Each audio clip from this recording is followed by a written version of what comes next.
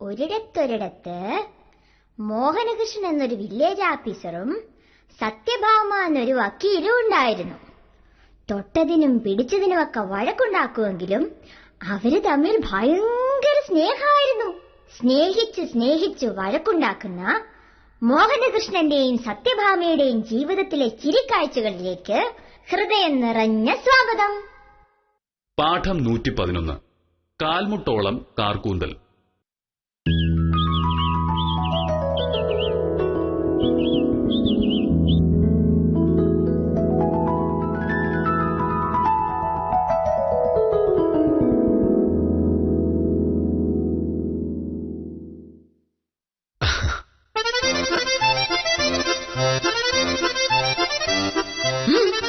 ഒന്നുമില്ല, ഇങ്ങനെ അഴിച്ചിടുമ്പോഴാ നിന്റെ മുടിയുടെ ഭംഗി ശരിക്കും അറിയാൻ പറ്റുന്നത്. സത്യത്തിൽ കോടതിയിൽ പോകുമ്പോഴും നിനക്കിങ്ങനെ പൊയ്ക്കൂടെ? നന്നായിരിക്കും. ഇങ്ങനെ മുടി അഴിച്ചിട്ടിട്ട് അങ്ങോട്ട് ചെന്നാൽ മജിസ്ട്രേറ്റ് ചെവിക്ക് പിടിച്ച് വെളിയിലാക്കും. അതെന്തിനായും? എങ്ങനെ മുടി കെട്ടണം, എങ്ങനെ മുടി കെട്ടണ്ടെന്ന് തീരുമാനിക്കുന്നത് ഓരോരുത്തരുടെ സൗകര്യമല്ലേ? ആണല്ലോ. താടി പഠിക്കാതെ ഒരു പോലീസുകാരൻ ഡ്യൂട്ടിക്ക് ചെന്നാലോ?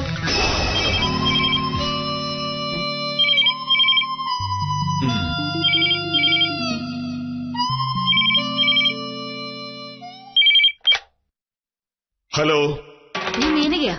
ഓഫീസെന്നാ? സത്യഭാമയില്ലേ? ഭാമ തിരക്കിലാണല്ലോ. ഒരത്യാവശ്യം ഉണ്ടായിരുന്നു. അവളോട് നിങ്ങോട്ട് പെട്ടെന്ന് വിളിക്കാൻ പറയോ? പറയാം.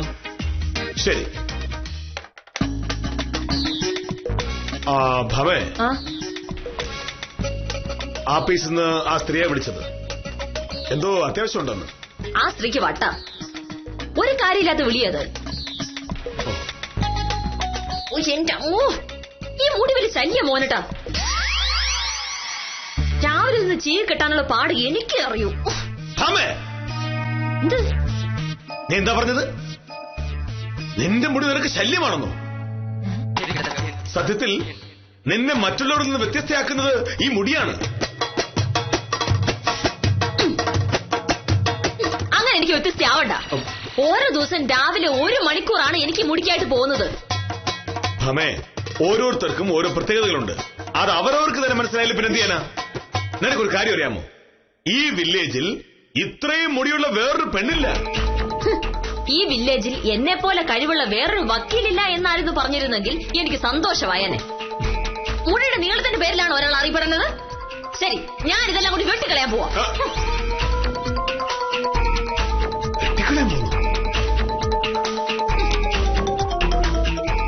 നീ എന്താ പറഞ്ഞത്? മുടി വെട്ടിക്കളയുന്നോ? അതെ. നടക്കില്ല. ആര് പറഞ്ഞു? ഒരു കത്രിക എടുത്താൽ 3 മിനിറ്റ് കൊണ്ട് ചെയ്യാവുന്ന കാര്യമുള്ളത്. പക്ഷെ ഞാൻ സമ്മതിക്കില്ലല്ലോ. കഴിഞ്ഞ ആഴ്ച മോഹനേട്ടൻ മുടി വെട്ടിയില്ലേ? ഇന്ന് രാവിലെ മോഹനേട്ടൻ ഷേവ് ചെയ്തില്ലേ? അതെന്റെ സമ്മതം വാങ്ങിയിട്ടാണോ? ഞാൻ വെട്ടിക്കളയൂന്ന് പറഞ്ഞത് എന്റെ മുടിയാണ്. ഈ മുടിയൊക്കെ വളർത്തുന്നതിന് ഒരു പ്രായമുണ്ട്. അത് കഴിഞ്ഞാൽ അതൊരു ശല്യമാണ് എന്ന് നിനക്ക് പറയാം. പക്ഷേ ഓരോ ദിവസവും എത്ര പേരാണെന്നറിയാമോ എന്നോട് പറയുന്നത്? മോഹനകൃഷ്ണൻ സാറിന്റെ ഭാര്യയുടെ മുടി കാണാൻ എത്ര ഭംഗിയാണെന്ന്. അത് കേൾക്കുന്ന എനിക്ക് അഭിമാനമല്ലേ? അപ്പൊ മോഹനേട്ടനോട് ആളുകൾക്ക് ബഹുമാനം തോന്നാൻ ഞാൻ മുടി നീട്ടി വളർത്തണം. എന്നോട് ആളുകൾക്ക് ബഹുമാനം തോന്നാൻ വേണ്ടി മോഹനേട്ടൻ എന്തൊക്കെ ചെയ്യാറുണ്ട്? അതും ഇതും തമ്മിലെന്താ ബന്ധം? ഉണ്ടല്ലോ. കഴിഞ്ഞ 2 കൊല്ലമായി ഞാൻ ആലോചിക്കുന്നതാണ് ഈ മുടിയൊക്കെ കുറെ വെട്ടിക്കളഞ്ഞ് ഫാഷനൊക്കെ ഒന്ന് മാറ്റണമെന്ന്. എന്റെ പ്രായത്തിലുള്ള വക്കീലന്മാരൊക്കെ വരുന്നത് മോഹനേട്ടൻ ഒന്ന് കാണണം. മുടിയൊക്കെ ക്രോപ്പ് ചെയ്ത് നല്ല സ്മാർട്ടായിട്ട്. ഞാൻ മാത്രമാ 2000 കൊല്ലം മുമ്പത്തെ മുടി നീട്ടി വളർത്തിയ ഫാഷനുമായിട്ട് നടക്കുന്നത്. എന്തുകൊണ്ടത്? മോഹനേട്ടൻ ഒരാളെ ഓർത്തുകൊണ്ട് മാത്രം. പക്ഷെ ഇനി എനിക്കത് വയ്യ. ഞാൻ ഇത് വെട്ടിയിരിക്കും.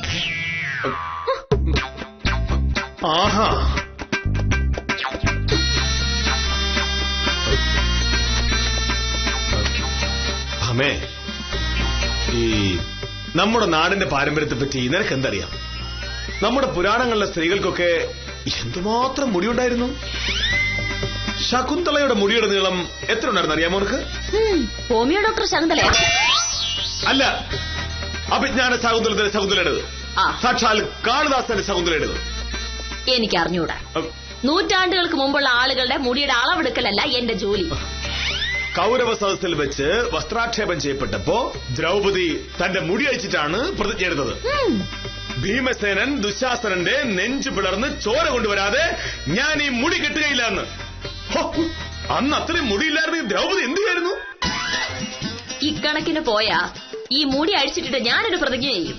അതെന്നെ കൊണ്ട് ചെയ്യിക്കാതെ ഇവിടെ പോവാൻ നോക്കിയേ. ഞാൻ പോവാ. പക്ഷെ ഒരു കാര്യം ഓർത്തോ, ഇപ്പോ ആരെങ്കിലും നിന്നെ ശ്രദ്ധിക്കുകയോ നല്ലത് പറയുകയോ ചെയ്യുന്നുണ്ടെങ്കിൽ അത് നിന്റെ ഈ നീളമുള്ള മുടിയുടെ പേരില്ല. ഈ മുടിയില്ലെങ്കിൽ പിന്നെ നിന്നെ ഒറ്റ മൈൻഡ് ചെയ്യില്ല. എന്നെ ആരും മൈൻഡ് ചെയ്യണ്ട. എന്നാലും ഞാൻ മുടി വെട്ടു. വെട്ടിക്കോ, ചൂടുണ്ടെ വെട്ടിക്കോ. പക്ഷേ അതോടെ നിന്റെ കാര്യം പോക്കാം. നിന്നെ വെളി കാണുമ്പോ ആൾക്കാര് കൂക്കിടും. ആഹാ, അഹങ്കാരി.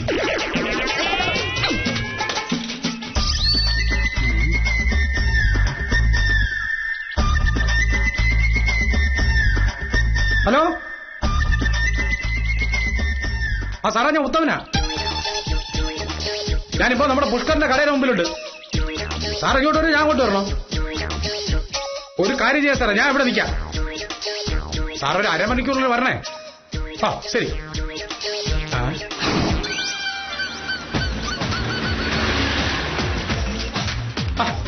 വളരെ സാറേ, ഇതെങ്ങോട്ട്? തലമുടിയെ പറ്റി ഉത്തമന്റെ അഭിപ്രായം എന്താണ്? തലമുടിയെ പറ്റി ഞാൻ എന്തൊന്നു പറയേ? അതല്ല, പെൺകുട്ടികൾക്ക് ധാരാളം മുടിയുള്ളതാണോ ഇല്ലാത്തതാണോ നല്ലത്? അതിപ്പോ ഓരോ പെൺകുട്ടികളുടെ രൂപവും സാദൃശ്യവും പോലെ ഇരിക്കും. പക്ഷെ ചില പെൺകുട്ടികൾ ധാരാളം മുടി ഉള്ളതാണ് നല്ലത്. ഉദാഹരണത്തിന് ഇപ്പോ സാറിന്റെ വക്കീലിന്റെ മുടിയെന്ന് വെച്ചാൽ എന്ത് ഭംഗിയാണ് സാറേ. ആണല്ലോ. പക്ഷെ അവള് പറയുകയാണ് അവൾക്കതൊരു ശല്യമാണ്, അവളത് മുറിച്ചു കളയാൻ പോവാണെന്ന്. സാറേ, അതൊക്കെ വക്കീല് സാറിനെ ചൂടാക്കുന്നതിന് വേണ്ടി പറയുന്നതല്ലേ. ഇത്തരം കാര്യങ്ങൾ പറഞ്ഞാണ് ചൂടാക്കുന്നത്.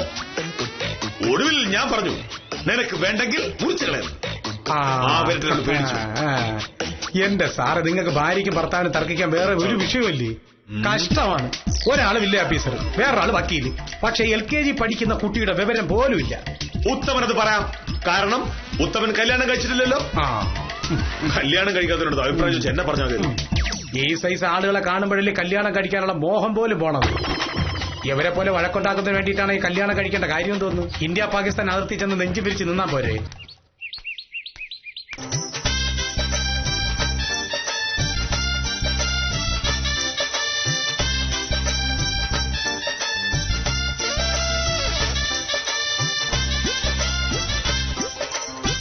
സ്വയംപ്രഭ കുറച്ചധിക നേരമായല്ലോ ഈ മുടി ഇങ്ങനെ ചെയ്യുന്നു.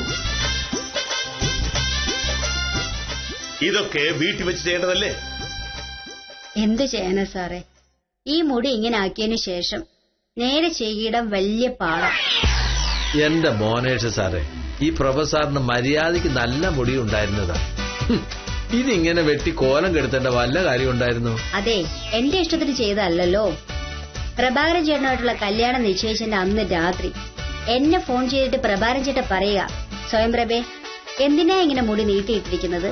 ഇതൊക്കെ പഴയ ഫാഷനല്ലേ, ഇതിന്റെ നീളം കുറച്ചിട്ട് മുടി സ്ട്രെയിറ്റൈൻ ചെയ്തുകൂടെയെന്ന്. എന്ത് ചെയ്തുകൂടെയെന്ന്? സ്ട്രെയിറ്റൈൻ, അതായത് ചുരുണ്ട മുടി നേരെ ആക്കിത്. ഭയങ്കര കാശ് ചെലവുള്ള കാര്യമോ സാറേ. എന്തിനാ ആ കാശ് ചെലവാക്കുന്നത്?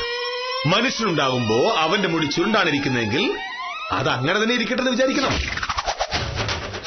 ഉരുണ്ട മൂക്കുള്ളവർ അത് പരത്താനോ നീട്ടാനോ നോക്കുന്നില്ലല്ലോ.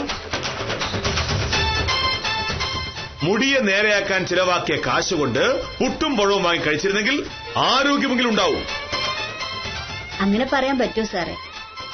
പിന്നെ എന്തൊക്കെ പറഞ്ഞാലും മുടി നേരെ ആക്കിയപ്പോ എനിക്ക് മനസ്സിലായി ഇതാ നല്ലതെന്ന്. മുടി ഇങ്ങനെ ആക്കിയപ്പോ ഞാൻ ശരിക്കും ചെറുപ്പമായില്ലേ സാറേ?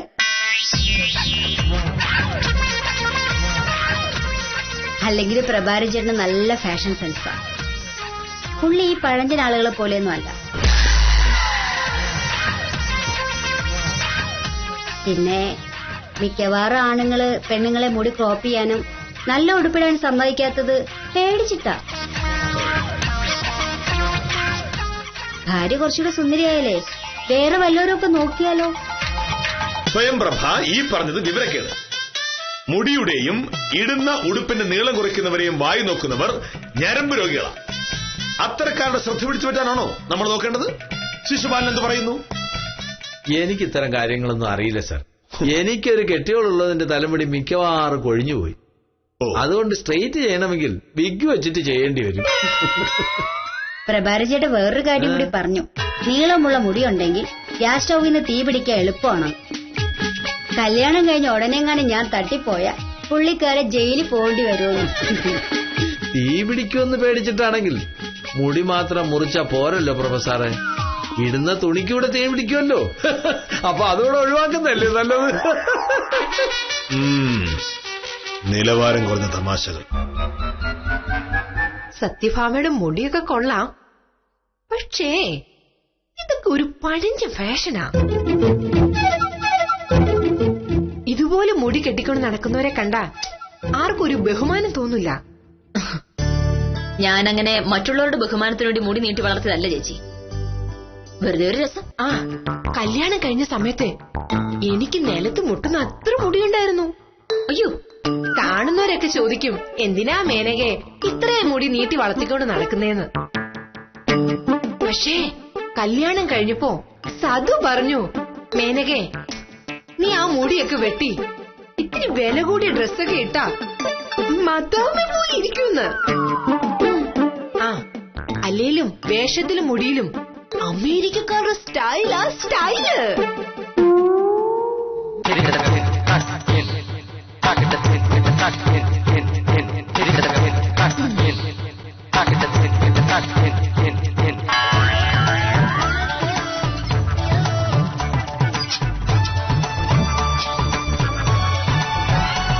ഈ വാതിലൊക്കെ തുറന്നിട്ട് ഇവിടുന്ന് എവിടെ പോയി?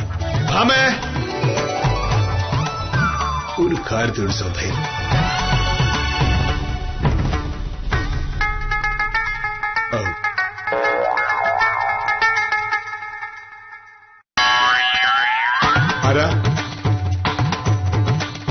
ആരാന്ന്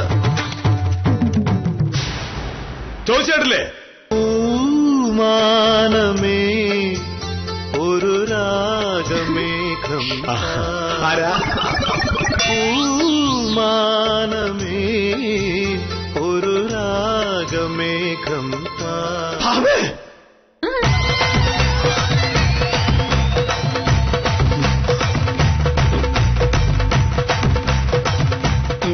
നീ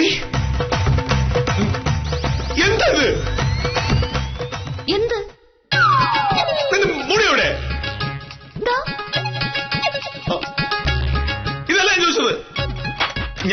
ഞാൻ രാവിലെ പോകുമ്പോ ഇതുവരെ നിനക്ക് മുടി ഉണ്ടായിരുന്നു. അതെവിടെ? അത് മുറിച്ചു കളഞ്ഞു. ആര് ചോദിച്ചത്? മുറിച്ചു കളയുമെന്ന് ഞാൻ രാവിലെ പറഞ്ഞാണല്ലോ. അപ്പൊ എന്നെ വെല്ലുവിളിച്ചു. ചുണയുണ്ടെങ്കിൽ മുറിക്കാൻ പറഞ്ഞു. എനിക്ക് ചുണയുണ്ടെന്ന് ഇപ്പൊ മനസ്സിലായല്ലോ. പക്ഷെ മാമേ, എന്ത് പക്ഷേ? കല്യാണം കഴിഞ്ഞിട്ട് ഇതുവരെ ഞാൻ ജീവിച്ചത് മോഹനേട്ടന്റെ ഇഷ്ടത്തിനാണ്. എന്റെ വേഷം, എന്റെ മുടി എല്ലാം. പക്ഷേ ഞാൻ പറയുന്ന ഒന്നും മോഹനേട്ടൻ കേട്ടിട്ടില്ല. ഈ പഴഞ്ച ഷർട്ട് മുണ്ട് മാറ്റി മനുഷ്യർ ധരിക്കുന്ന പോലെ പാന് ഷർട്ട് വിടാൻ പറഞ്ഞിട്ട് മോഹനേട്ടൻ കേട്ടിട്ടില്ലല്ലോ. ഇന്നു മുതൽ ഈ സത്യഭാമ ഇങ്ങനെയാണ്, വീട്ടിലും ഓഫീസിലും. ഞാൻ സമ്മതിക്കില്ല. എനിക്ക് മോഹനേട്ടന്റെ സമ്മതം ആവശ്യമില്ലല്ലോ. ഞാൻ ഇറങ്ങിപ്പോവും. പൊയ്ക്കോളൂ. തിരിച്ചു വരില്ല. വേണ്ട.